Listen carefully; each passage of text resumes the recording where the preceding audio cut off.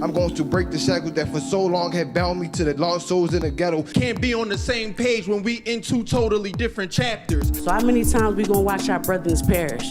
They're already killing us. Because you're poison. I am whatever you want me to be. Do you really think I asked to be like this? Please live it end. I'm sorry for the pain I've dealt. This isn't my fault, but something is off. I am a human being. How did I get here? Or how do I jug a knife against your skin? Find parasites in it. When I say CC, you say P. CC. CC. When I say drop the, you say Mike. Drop the. Mike. Drop the. Mike. When I say I love, you say poetry. I love. Poetry. I love. Poetry. Give it up for Drop the Mic. Let's get it started.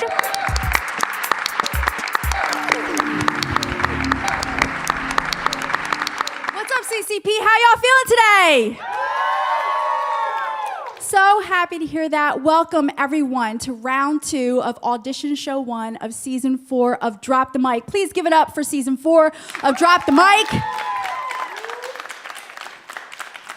We're really happy to be here today. We're also 3-time Emmy nominated. So if we could have some applause, some love for being 3-time Emmy nominated. Our judge Kevin has on the back of his laptop, Drop the Emmy, right? Maybe we should change the name of our show to Drop the Emmy. We're keeping our fingers crossed, but we're just really, really honored to be recognized, all our student poets to be recognized with 3 Emmy nominations for the past 3 years.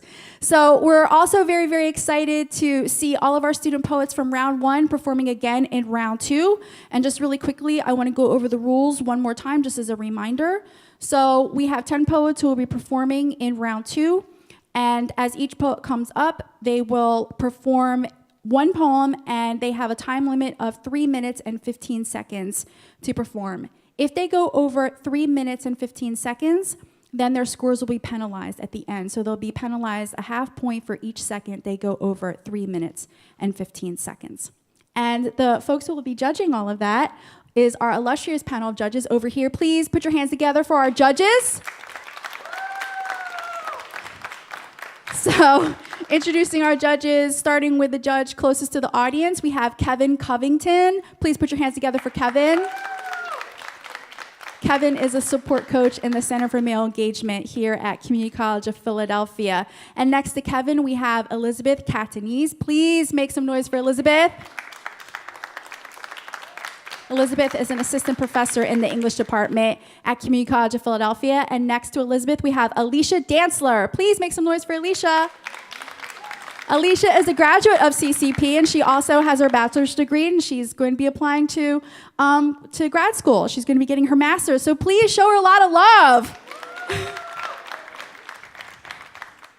And next to Alicia, we have DeForio Barlow. Please make some noise for DeForio. He is a testing specialist in a testing center here at Community College of Philadelphia. Are you all ready for some poetry? So on deck, we have multi-dimensional, but blessing the mic first, we have Don Fiction. Please make some noise for Don Fiction. The poem is for the poets that are actually performing, because everybody likes to see the bright side of poetry, but nobody ever likes to see the dark side of it. So I decided to just take a new, position on poetry. We poets are the most disease-ridden creatures that you'll ever meet. We cut our wrists all too often just to let our words bleed onto the page and then wait as we seek approval to see if we bled enough for our art. The timer is nothing more than a countdown, nothing more than a reminder that we have less than 3 minutes to see if we bled enough for our art. And we have less than 3 minutes to portray our blood on that paper. The blood that started on the book went from my mouth to your ears and then to the minds and hearts of many. You call my lines and my poems sick, but they are only as sick as the person who made them. And I continue cutting, I continue bleeding my words on that paper until I feel like I'm playing the violin to my arms, until my arms have just as many lines as that of my poem, until my arms look like barcodes, waiting for the judges to scan them, waiting for them to peruse my pain like an art gallery. I keep myself chained to my poetry like my own form of slavery. Everyone sees me as Superman, but there ain't no one here saving me. See, us poets, we've had an STD all our lives, suicidal tattletale disease, that is. We love telling others of our pain, of our misfortunes, our harmful addictions, of putting ourselves down, and worst of all, the things that kill us to remember. We tell people these things in such a way that make our pain sound like bliss and infect all of those that hear it with the same disease until they rot from the inside like we have. And then the cycle begins anew. Thank you. Please give it out one more time for Don Fiction. Kevin, you have some feedback? I thought it was Elizabeth's turn. Hey. No. New show. And cut. No, so this piece, you seem a little more restrictive, a little more uncomfortable on the stage at this point. The last one, you really took command. So this one, it seems like you took just a step back. But I do like the imagery in this poem with the STD. I thought that was really good. Hopefully, if you're watching the show, you know what I'm talking about, the STD. I really appreciate it. Thank you. Elizabeth. It seemed like a newer poem to me, but I did appreciate that the tone was pulled back a little bit from the other one because it seemed to match the content nicely. I also liked how there was reference to aspects of the show in the poem, which was really neat, like the judges and the timer. So really nice. Thank you. Alicia. So I agree with what they were saying as well. But also my piece of advice is just be careful of like rocking or like the repetitive motion because it could kind of like distract us from the piece. And as far as the actual poem itself, I enjoyed the poem. I just wish it was delivered so I could actually hear and catch everything you were saying. Thank you. And DeForio. I thought it was really creative, but again, a little more practice on that one. I think the first one was really good, and then to come up with that one, a little more practice, and I think it'll be dope. Thank you, judges. Please give it up one more time for Don Fiction. So the poet on deck is Maniza, but coming up to the stage now, we have Multi-Dimensional. Please put your hands together for Multi-Dimensional.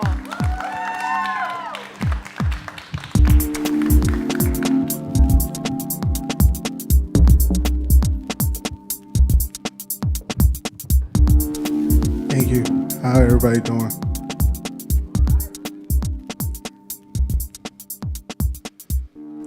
Well, you gotta get a little tactical with this one.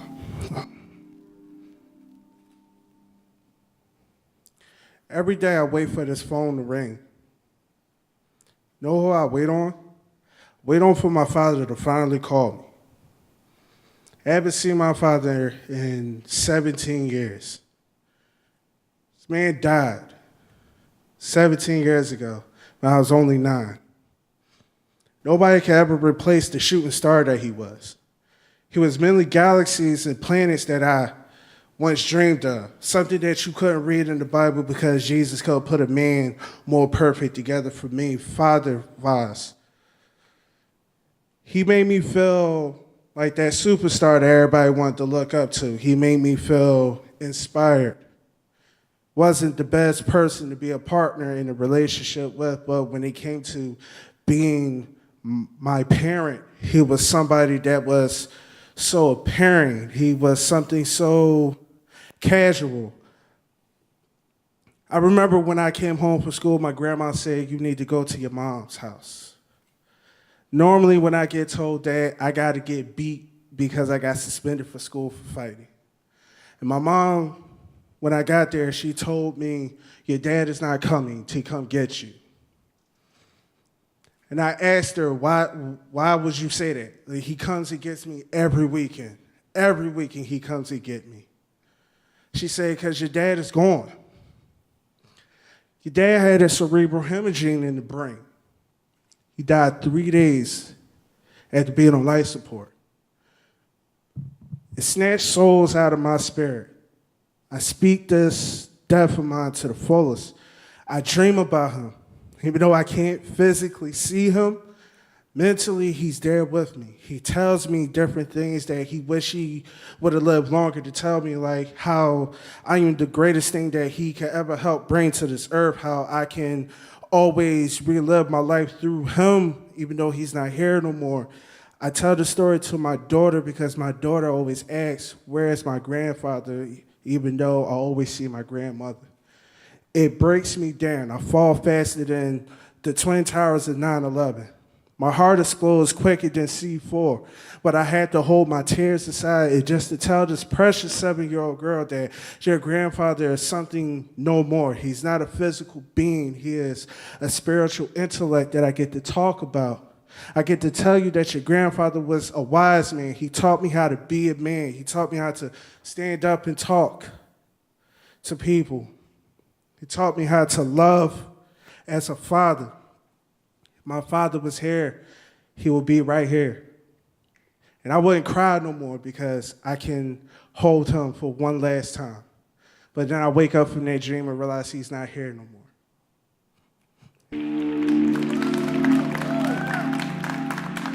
One more time for multidimensional.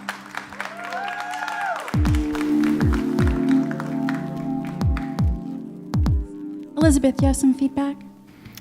Yeah, I was really moved by that. I love how vulnerable you allow yourself to be on stage, how you really share your heart with all of us. And there may be a metaphor here or there, like the Twin Towers, but your main goal is to connect with the audience based on storytelling, and you're really, really successful at it. Thank you. Alicia. I agree with Elizabeth as far as the storytelling aspect of how you share your pieces. Part of me wanted to, it's a very emotional piece, I feel like, in listening to the story that you're telling. I just kind of wanted to hear it a little more. But like when we do poems that are similar to this, or like they're emotional pieces, it's more for us in therapy. So like as far as that, kudos to you for writing a piece. Thank you. DeForio. I think it's very brave of you to attempt that. I think therapy is important for everybody, and I think this is your way in dealing with it and in your type of therapy. So I think it's very brave. Thank you. And Kevin. Yeah, definitely what my co-judges have said too. It takes a lot to kind of come to that point to actually write this out and then actually write it and then perform it in front of someone. So thanks for allowing us to kind of be on that journey with you. It's a really difficult art to be a storyteller, and I think you've really honed in on that. Thank you, judges. Please make some noise one more time for multidimensional. Poet on deck is Barb, and coming to the mic we have Maniza. Please show your love for Maniza.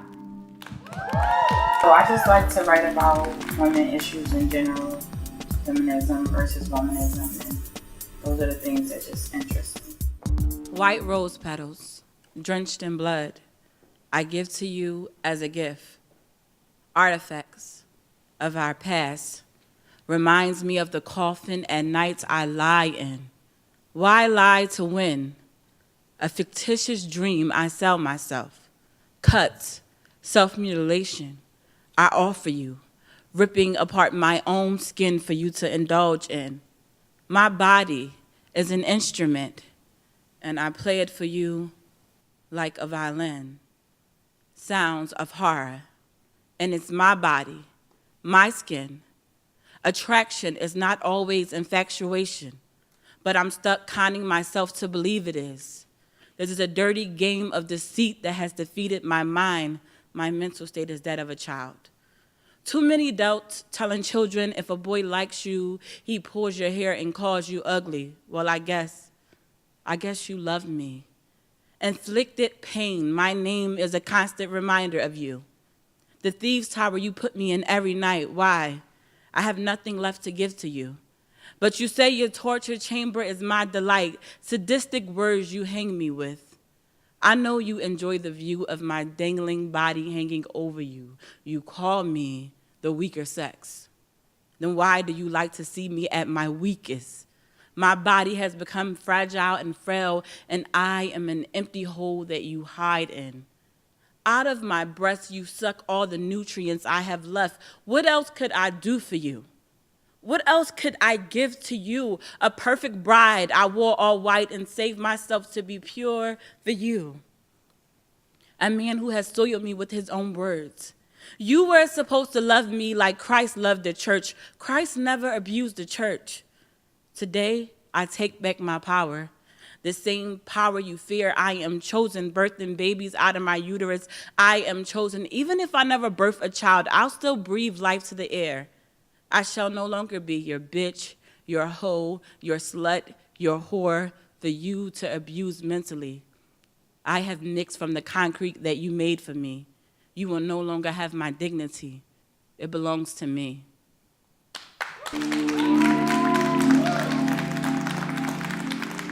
Put your hands together one more time for Maniza. Alicia, do you have some feedback?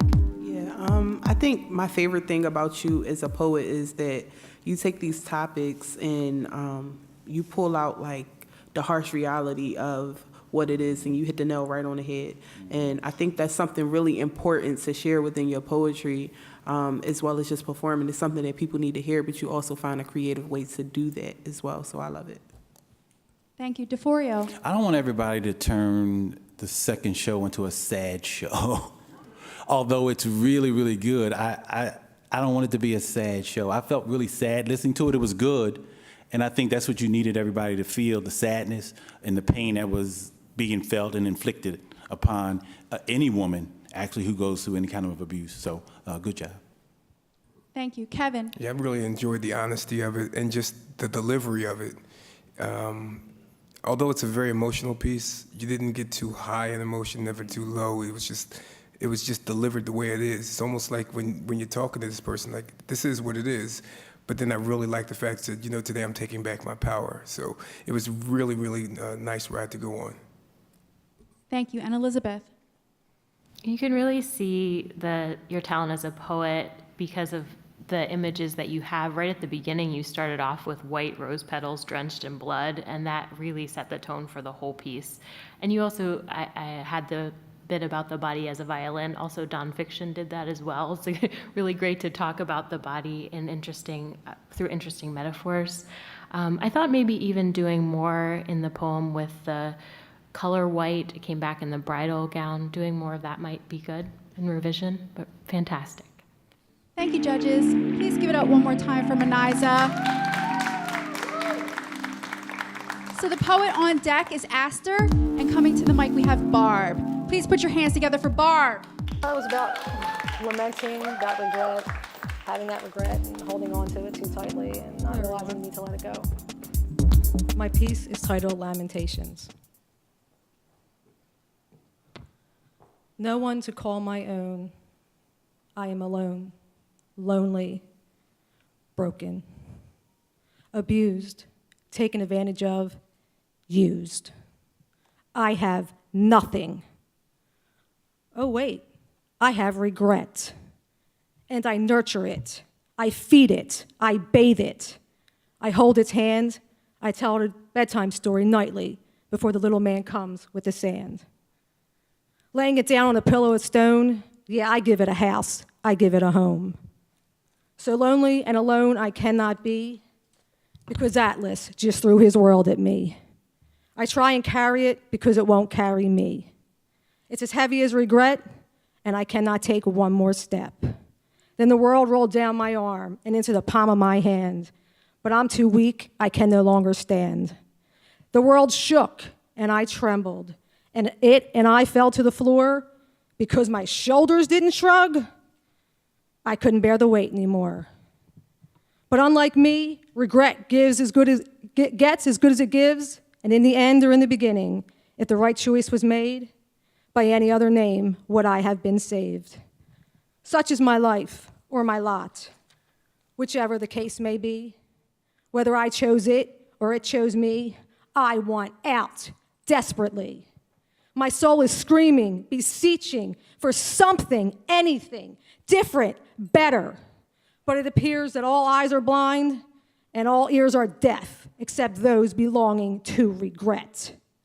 And I've crumbled to my knees on a floor covered in shards of my broken heart. Allow regret and me, for once, to finally part, before I'm bloodied and cut, for this heart and soul has had enough. Thank you. Please give it up one more time for Barb. Make some noise one more time for Barb. DeFore, do you have some feedback? I like your delivery. I think you need to work on stage presence a little bit more, but I think your delivery and your tone was really good. All right. Kevin. It's your second poem. I think the first one came out really hot, and I said, okay, Barb's going to slow this one down. And then about the third or fourth verse, the heat came. So it's really, once again, a challenging poem. I'm glad you and Regret broke up. Glad to hear that. But like DeFore said, just kind of work on that stage presence. Even though you have something in your hands, just make sure that you're connecting with the audience. Thank you. And Elizabeth. I like the riffing on Atlas again. I think that's a great trademark for your poetry. I like the way that the anger is working in the poems. I think you channel that really well. And I think maybe even if you just change the register at the end when you're turning the poem, that could work really well. Just slow, center, and then deliver the ending potentially. Very nice. Thank you. And Alicia.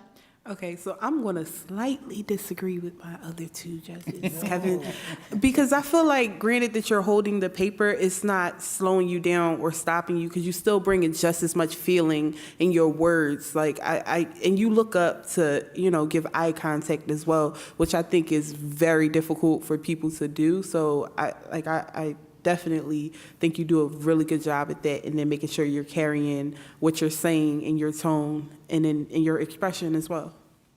Thank you, judges. Please, one more time for Barb.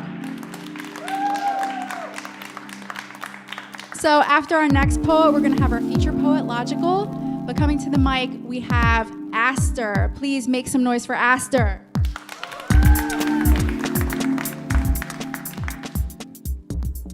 Hello guys, Aster here. Okay, so, collection from Tales of the Painter, Arua. Collection 4. Title, Story of Stained White.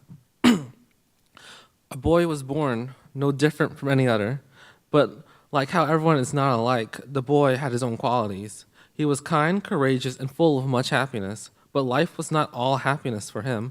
His color was of the darkest shade, black, a blasphemous color, a color that the people would not dare associate with.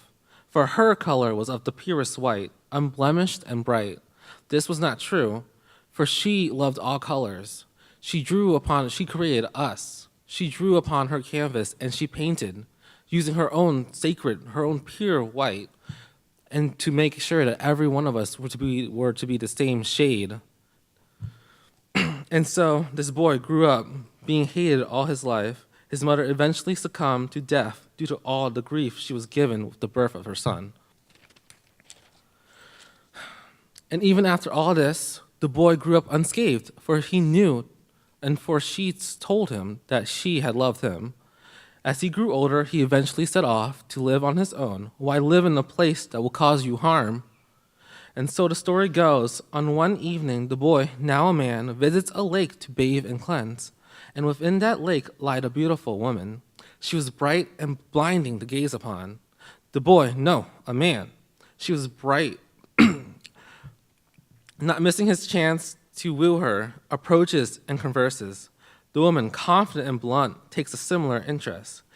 They talk and talk for hours and hours. Time moves on. By the time they finish, the bright red of the dawn had come.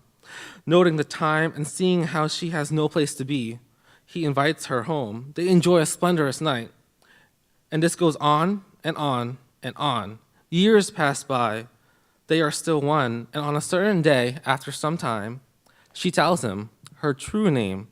The people call me Arua. He was not shocked, for he had known she wasn't trying to hide.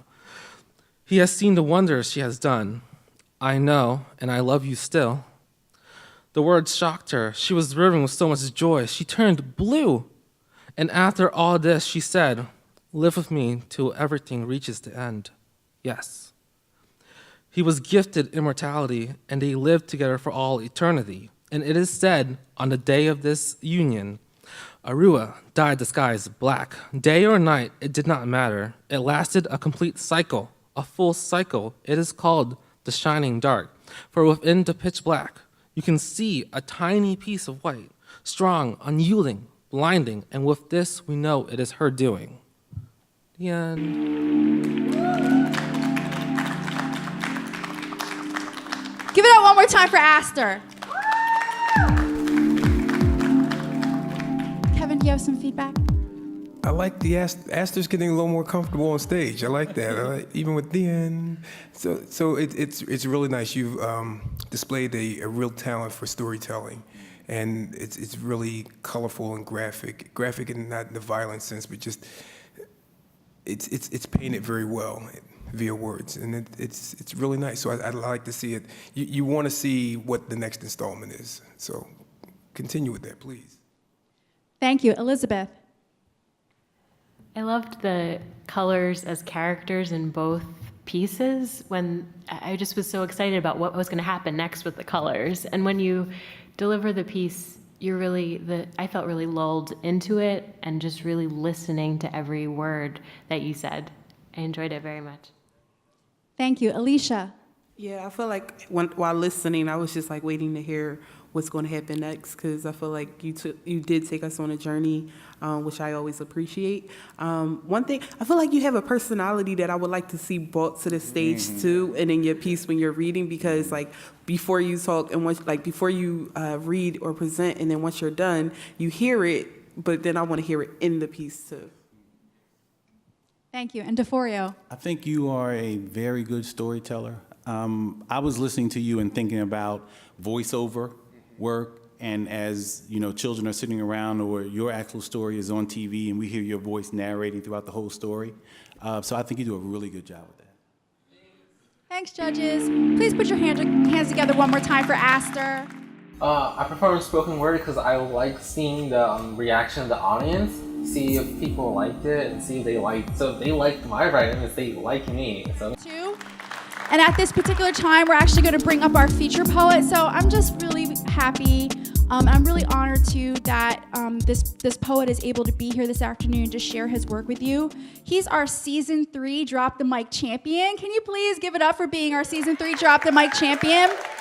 And you know, you'll see in just a few minutes why he was our champion last season, because his work is just so powerful. It's very moving. He has all of this work that he is making commentary and making observations that are very pertinent to social issues that are going on in our community and across our nation today. So I hope that you enjoy it. I know you will. Please show your love for Logical.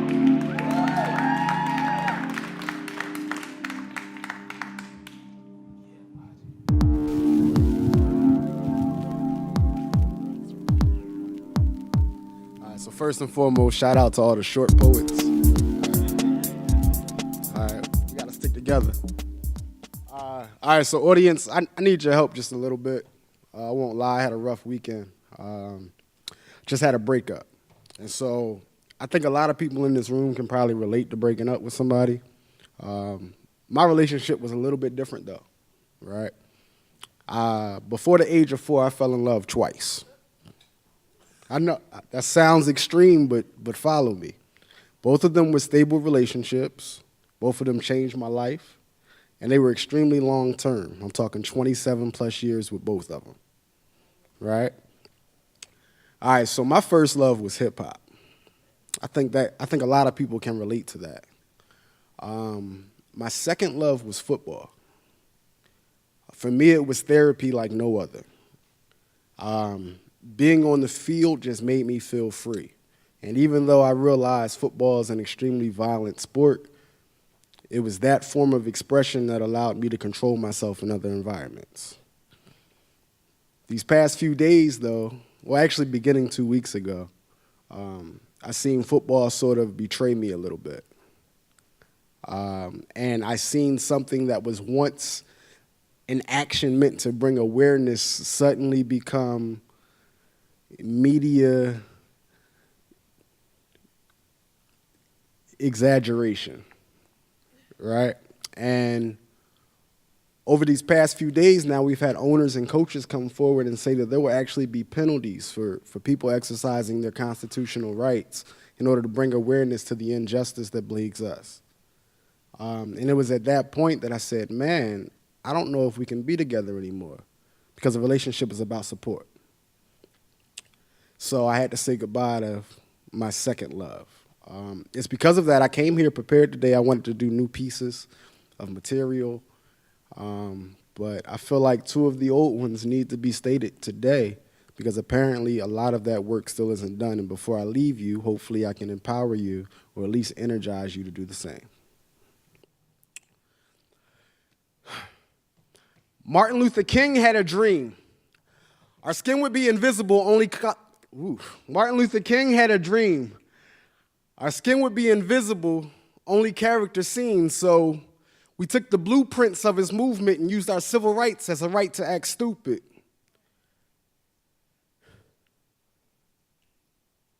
Now, I just bet he'd be so proud of us and find it funny that money's the only God we trust. See, now we buy our own whips and chains, and spending money is the only way we make change. We be walking in all sloppy inside of the Latin stores, but calling them all poppy. In the Asian store, we're calling them all chinks and mocking they 5 minutes, so what else they gonna think, right? You're black and ignorant. Nigger means ignorant and black. So are they racist or simply just pointing out facts? Convert the decimal. I'm hoping that you see the point. I don't condone it. I'm just showing it to make the point. See, we've been lost for a minute because progress doesn't mean the work is all finished. So even though she finished first place in the Olympics, we all sit and laugh because her hair wasn't finished. See, we've been lost for a minute because progress doesn't mean the work is all finished. But I was hoping Rosa Sitton would give us something to stand for. Heart heavy, just wishing we take a stand more. So why does my culture do the opposite? Providing politicians with problems that they could mock us with. It's like we're content with being lower class. We even mock the minority doing well in class. Dag. A vocab means you're acting white. So if you're born in the ghetto, we want you there for life. Look at the things that we promote. We got a whole genre of music for dealing dope, impacting anybody that's tired of being broke till they buy into the lie that Dylan's the only hope. I think we go a little too far. Instead of screaming for change, we yell world star. See?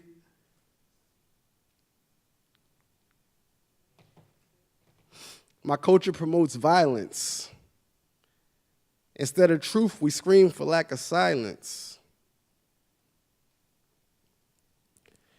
Crabs in a barrel are fighting to be the best, but if you think I'm crazy, put my theory to the test, world. How does it feel if a brother dates a white girl? See, we've been lost for a minute, because progress doesn't mean the work is all finished. We went from getting beat just for being black to millionaires buying beats to complete a track, from irrelevant slaves to being residents. I even seen a black kid become president. I seen dominance in nearly every sport, to doctors, lawyers, and judges in the Supreme Courts. But on the other side of progress, seen a lot of things that's been really hard to digest. Now, I ain't saying that it don't exist. It's still alive. It never died. It's spreading quick. Wasn't saying they wasn't aiming with racist vision. I'm just requesting we stop giving them ammunition. See, that's us in the movies and on the television. Us selling the drugs, us dying in prison, us killing each other, disrespecting our women, dropping out of school, us perverting religion. I can't imagine how Martin Luther King would react to hearing nigger but seeing it's coming from the blacks. Lord, wake him from his nightmare. I'm prepared to fight, but first we gotta make the fight fair. See, we've been lost for a minute, because progress doesn't mean the work is all finished. Amen? Now, I don't want that to overshine the fact, that's just my charge to my community, in saying that we still need to be active in doing our part. Right? We cannot fight a war against others if we are warring within ourselves. It's just not possible. That being said, there is still a war on the other side, and I'd like to paint a picture of what it looks like. Now, they turn black lives into all lives. So if a black man dies, we should all rise. I wish it was the truth, but it's all lies. They only care because the murders got televised. I can't take it, I can't take it. You wanna see my daughter grow up, but I'm scared I ain't gonna make it. They tell me the world changed. I'm just thinking they can fake it. I'm screaming I can't breathe as they pin me to the pavement. I really felt like it was me though.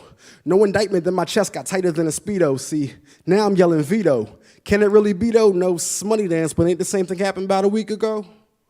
I'm really praying for a change, but every time we make it, they just cheat us out the game.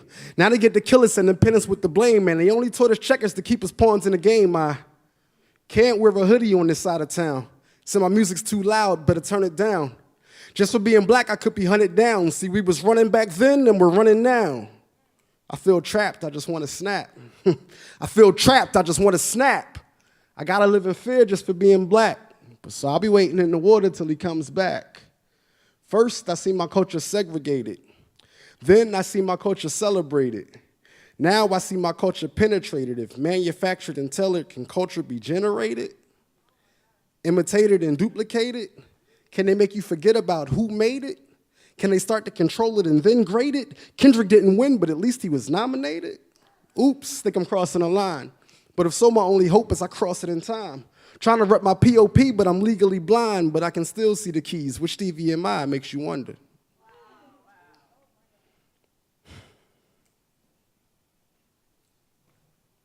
So now I got my hands up. I'm yelling, don't shoot, just put me in handcuffs. My phone starts ringing and I wish it never rung. Soon as it made a sound, they yelled, he got a gun. But that's ironic. See, they gave smartphones to poor people. As a tracking device, surveillance became legal. Targeted marketing made our vanity turn lethal, not knowing the camera phone would expose their true evils. See, it's crunch time and they ain't scared to lynch. We can't afford to give a yard, let alone an inch. I'm intercepting any weapon that is formed against. I'm a patriot, but deflated with how they cheat to win. No, I'm not a panther, but I'm manning up. Non-violent, but willing to die standing up. Challenging every badge to put their standards up. No more silence, we know you've seen it. Come on, the camera's up. I'm a black father, but I'm petrified. I don't want my daughter screaming as her daddy dies. How do I tell her America's a country of lies? We were never free, our repression was never televised. I think it's time to rise.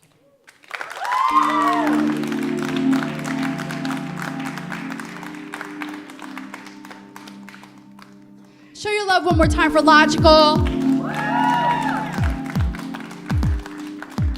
So now we're doing our second half of round 2 of audition show 1. On deck, we have Soothsayer.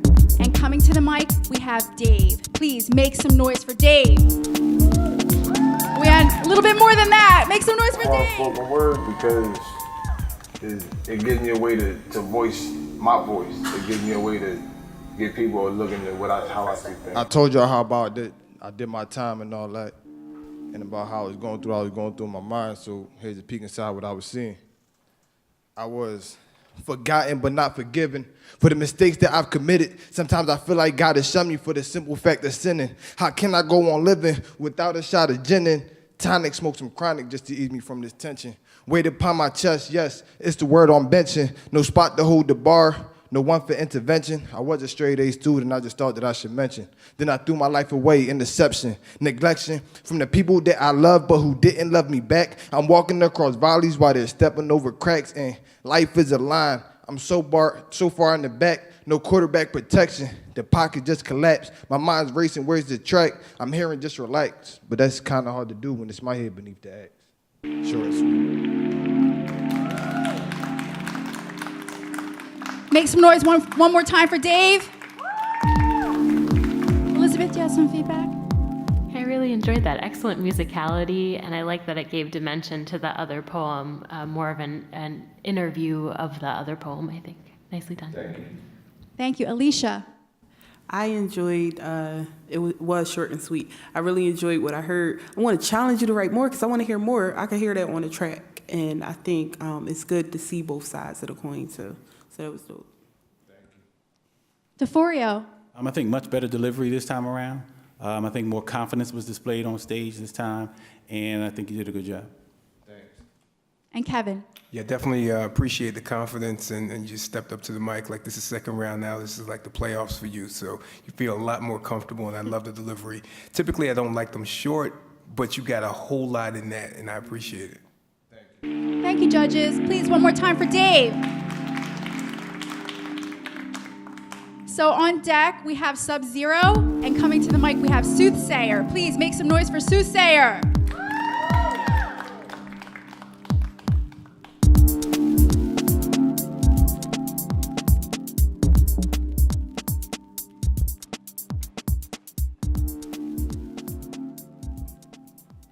They trying to turn I into a robot, thinking I'm bionical.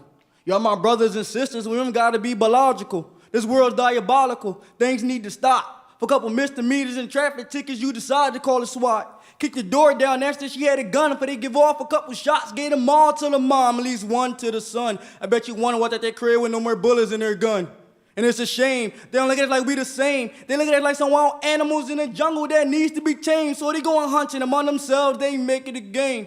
Cause once they start shooting, they won't stop. We pray that their guns lie. They get mad when we gun cops, but they always let their guns rock, their guns hot. They trying to bust cars. No matter who it is, they will bust all. So I had to let loose. If this world's R-rated, had a handicap match versus our lies, so I tagged in our truth. See, I was...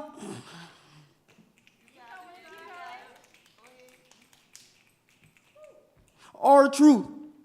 See, life shot obstacles at me. It grazed me, so I'm guessing that it kind of missed. I was born in this struggle. Can't really say that I'm kind of hit. If you see life swinging at you, you can counter it. Yeah, this world is counterfeit. My mom said kill him with kindness, so I made that kind of wish. You know that kind of wish to be on some other kind of shit. But let's talk about the lost generation. How we was taken away from our people to learn the white man history, the white man culture. They the black man captured the black man. They became the white man soldier. You wasn't allowed to shoot unless the white man told you. But had you on safety placed in a white man holster, they made you believe the world rests on the white man's shoulders. And that's a mistake. I remember a cop came up to me and said, trust me, I will always keep you safe. At the same time, he looking at me like I'm a mistake. So these words that I speak, I don't care if it's one person that gets on their feet. That's a sign that we awaken. You must be mistaken, thinking we gonna sit here and take it and let you bury us under the basement. Dr. King had a dream, and that dream was still chasing. My heart just be racing. Every time I'm around the races, I'm like an off-duty doctor. I finally ran out of patience. So if you're a cop, you're gonna end the day by stepping over a dead body. Your partner get assist because you still bodies. When no matter who gets to kill, you both is still shot me. Thank you. Give it up one more time for Soothsayer.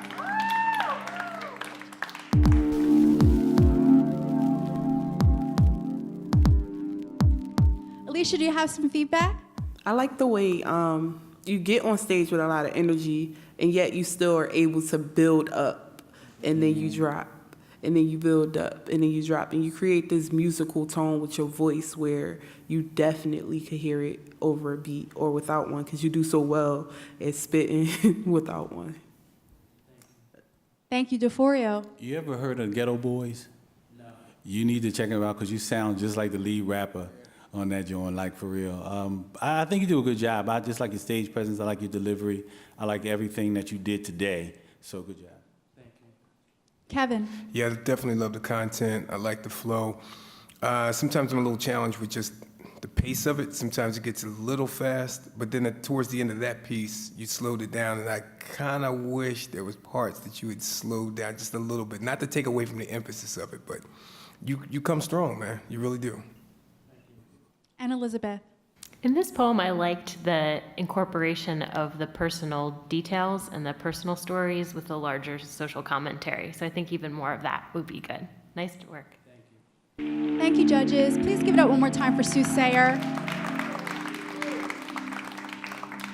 So on deck, we have Ty J, and coming to the mic, we have Sub-Zero. Please make some noise for Sub-Zero. The poem was about how from birth to now, the struggle and the pain I went through, well, a little bit of it from teenage years coming out as a gay female.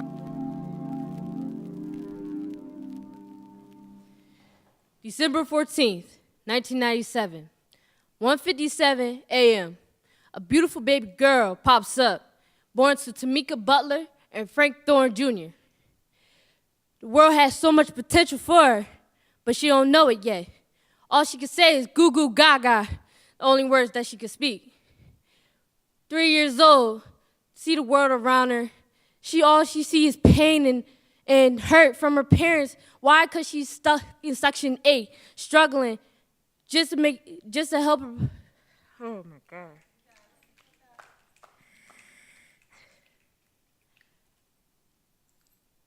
Struggling in Section 8, seeing her parents struggling just to make ends meet. second out of 3 kids by the age of 15. 9 years old, might have rewind a little back. Walking home in the middle after school, random guy pops up, took her to an alleyway. All went downhill from there. Struggling from the age of 12 to 17, be sexually assaulted by random men. Why? Because she was gay. Came out as gay, not afraid to flaunt it, not afraid to wear these bands that's rainbow, not afraid to say hey, not afraid to be flamboyant, not afraid to be herself.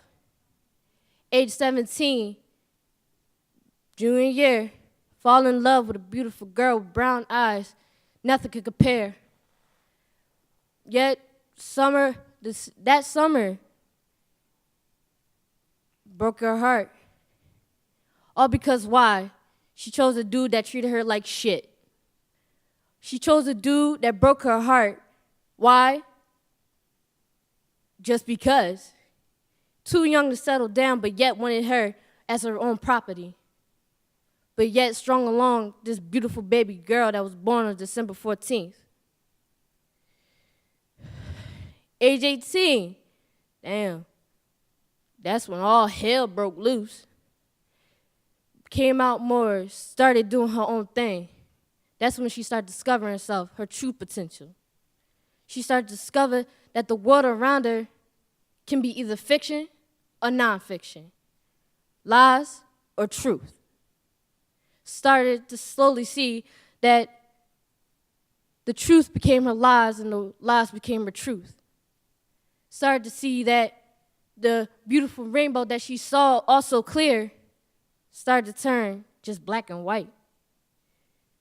19, right now, came out in March as a trans man, rejected by her own father. Sorry, let me rephrase, his own father. And slowly being rejected by his own mother, slowly starting to come out, starting to express himself more. Started to find love in places he never even knew. Started to realize the truth in the matter of the colors that is so black and white. Started to realize I am just a human being, no matter what I am or who I love. I'm just that beautiful baby girl, just in a different body. Just me. Thank you. Put your hands together one more time for Sub-Zero.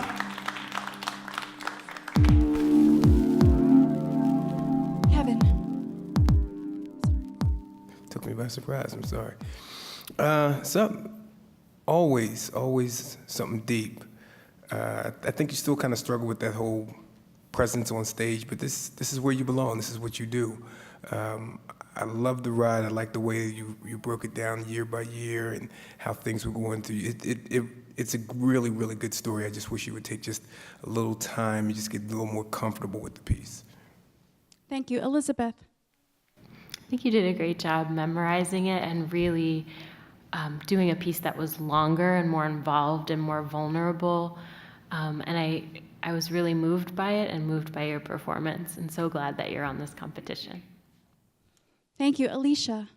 Yeah, I think a big part of performing is also learning. So just getting comfortable, especially when you're doing a piece that is so introspective, where you have to look within yourself and give to the audience. Just learning to find a way to be comfortable doing that, so you are expressing yourself the way you would like to.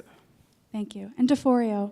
I think with the story from being a baby up until teenager right now, you got stronger.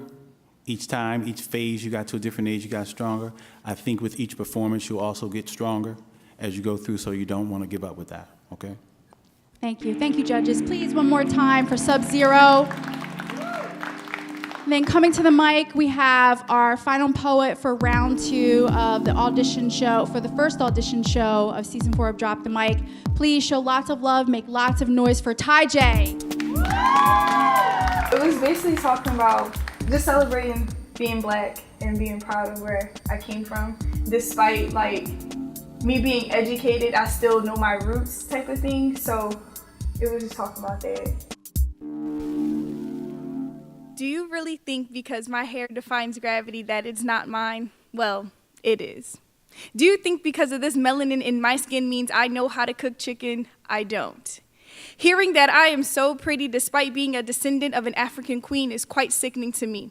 Constantly being asked questions like, where did I grow up? Because my vocabulary, much like my consciousness, are elevated. I mean, it's not my fault the things you say are tiny, I say are microscopic, or the things you say are large, I say are gargantuan. So when you call me dumb, I just think of it as you attempting to systematically undermine my intelligence in order to feel some type of superiority over me, but it's no biggie. Thanks to Malcolm X and Marcus Garvey, that theme of black nationalism and by any means necessary has been embedded into me to the point where my soul only breathes the color of black, red, and green. That's Pan-Africanism for you. Based off of Nkrumah tourism theology, but half of y'all don't even know what that means, but I'm gonna be nothing more than a single mother of a baby. Oh my God, I messed up, hold on.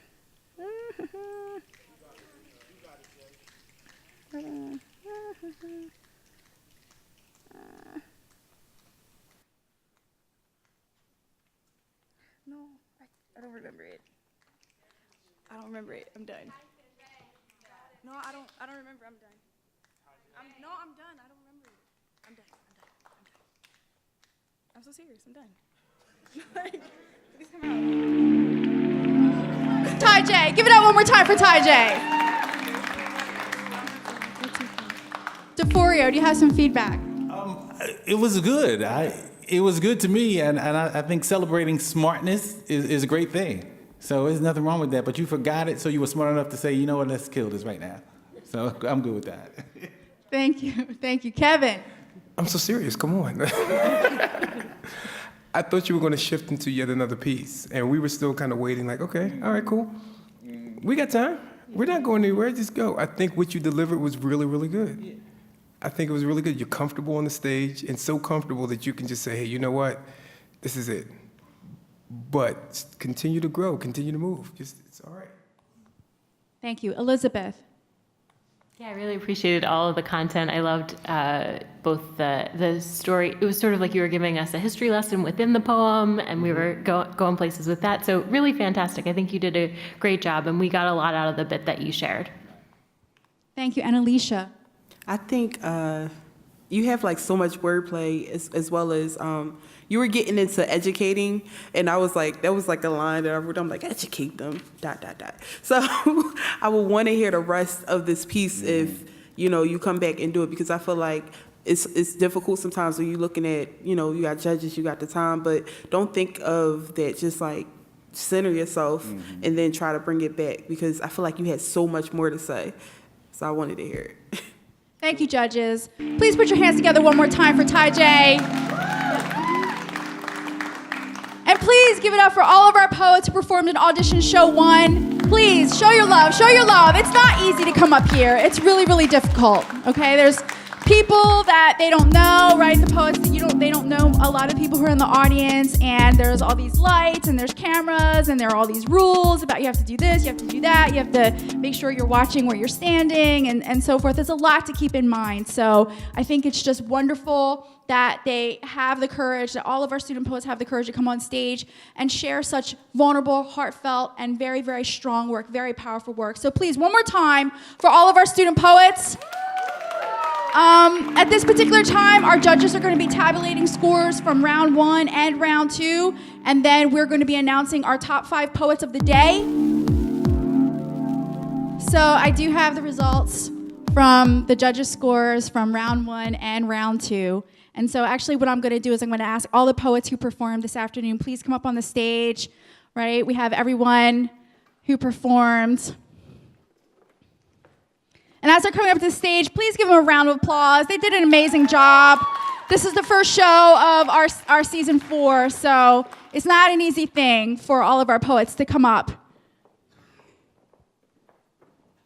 So as I call off the poets, the top 5 poets from today's audition show, as I call off your names in no particular order, please step forward. These are the 5 poets who will be moving on to the final showcase on October 24th. In no particular order. Non-fiction.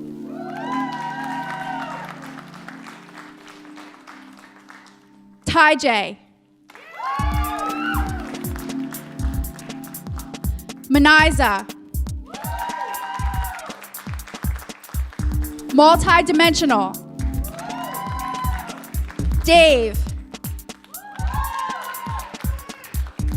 And Soothsayer. We're actually going to do 6 poets. Soothsayer. Please give it up for all of our poets and our judges. Give it up for our judges. Give it up for yourselves. Give it up for yourselves. Everyone, have a wonderful afternoon. Have a wonderful evening.